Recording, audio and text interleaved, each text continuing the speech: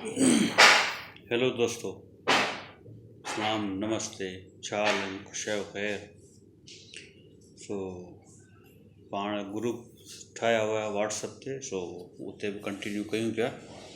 बराबरि हिकु taste video आहे त पाण जीअं यूट्यूब वारो सिलसिलो शुरू करे सघूं ऐं ऑनलाइन लेक्चर्स, वीडियोस ऐं एक्सपीरियंस शेयरिंग तव्हां सां करे सघो।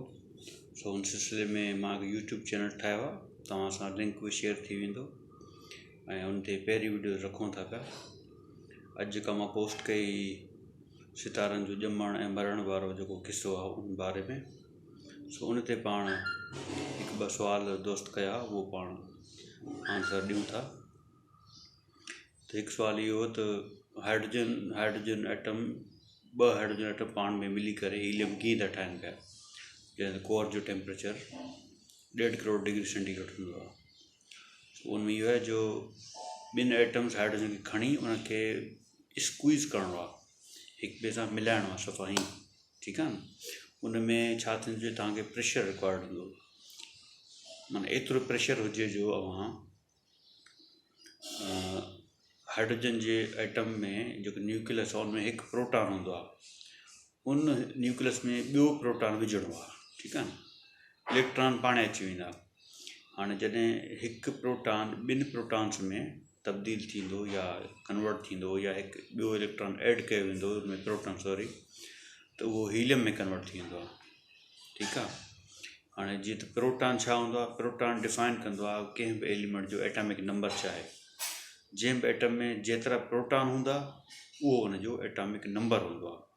हाइड्रोजन में हिकिड़ो प्रोटॉन आहे त उनजो एटॉमिक नंबर 1 आहे। हीलियम में 2 प्रोटॉन आहिनि उनजे न्यूक्लियस में त उनजो एटॉमिक नंबर 2 आहे। सो हीलियम ईअं ठहंदो आहे बुनियादी तौर ते। इन दौरान जॾहिं हाइड्रोजन एटम ऐं ॿियो हाइड्रोजन एटम पाण में फ्यूज़ थींदा आहिनि, उनखे चइबो आहे फ्यूजन रिएक्शन, फ्यूजन।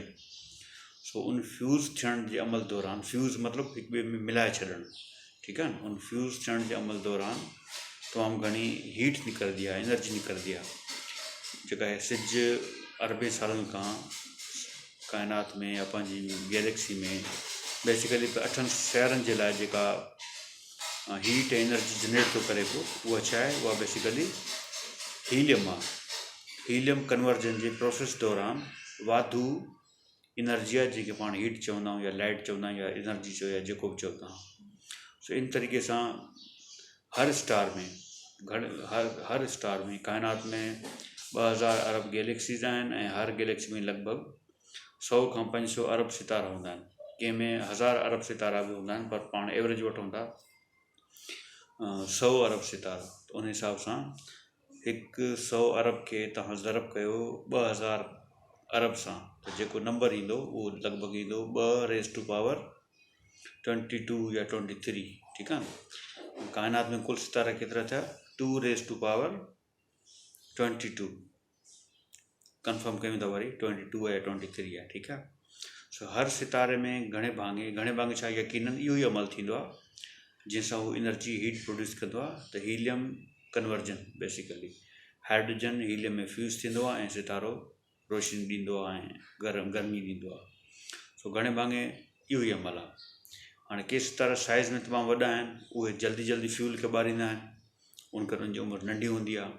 सिज जहिड़ा सितारा जेके नॉर्मल साइज़ जा आहिनि, ठीकु आहे, उनमें इहो कन्वर्जन फैक्टर पंहिंजे मास जे हिसाब सां नॉर्मल रेट आहे, उन करे उन्हनि जी उमिरि लॻभॻि 10 अरब साल हूंदी आहे। सिज पंहिंजी उमिरि जा 5 अरब साल, 4.5 अरब साल गुज़ारे चुको आहे ऐं लॻभॻि ॿिया 5 अरब साल रहनि था पिया, ठीकु आहे न। सो बाक़ी जीअं तव्हांजा क्वेश्चन्स ईंदा उन हिसाब सां पाण वीडियो अपलोड कंदासीं ऐं तव्हां आंसर्स उते कमेंट्स में क्वेश्चन पुछा करे सघो था ऐं उन हिसाब सां पाण आंसर बि ॾींदासीं। ऐं उहे आंसर फेसबुक ते बि थी सघनि था, व्हाट्सएप ते बि थी सघनि था, ऐं यूट्यूब ते हिकु नई वीडियो जी सूरत में अवांजी ख़िदमत में हाज़िर कंदासीं। सो हे पहिरीं वीडियो आहे, टेस्ट वीडियो आहे। मुंहिंजो चैनल ठहियलु हुन ते हिकु 2-3 वीडियो ॿियूं पयूं आहिनि, ईअं थोरो आउटिंग जूं, काॾे मां घुमणु वियुसि उन जूं। सो हीअ तव्हां वीडियो ॾिसो ऐं लाइक कयो। पोइ वरी मिलूं था नेक्स्ट वीडियोज़ में, ऐं तव्हां पंहिंजे कमेंट्स में टॉपिक्स जेके तव्हां कवर करणु चाहियो था उन हिसाब सां पाण कंटिन्यू कंदासीं। हाणे त पाण वटि हिकु ॿियो प्लेटफॉर्म यूट्यूब जो मौजूदु आहे, हिते पाण बहितरीनु नमूने कोशिशि कंदासीं त शयूं डिस्कस थियनि ऐं वीडियो फॉर्म में थियनि। वीडियो जी क्वालिटी बि इम्प्रूव थी थी, उन ग्राफिक्स बि ऐड कंदासीं ऐं सब टाइटल वारो ऑप्शन बि रखंदासीं। पोइ ॾिसूं हिन जी मोट कीअं थी मिले, हिनखे केतिरी पज़िराई थी मिले, उन हिसाब सां पाण अॻिते वधंदासीं। ऐं उमेद साइंस जा ही क्लास डेली बेसिस ते शुरू थींदा, डेली हिकु वीडियो या ॿ वीडियो, डिपेंड थो करे त टाइम केतिरो आहे ऐं टॉपिक्स कहिड़ा आहिनि। मूंखे ॿुधाए प्रिपरेशन कुझु करणी पवंदी आहे, कुझु शयूं ॾिसणी पवंदियूं आहिनि, स्टडी करणी पवंदी आहे। ठीकु आहे, तव्हां हीअ वीडियो ॾिसो ऐं लाइक कयो, चैनल सब्सक्राइब कयो, दोस्तनि सां वंड कयो त जीअं पाण कम खे अॻिते हलाए सघूं। महिरबानी।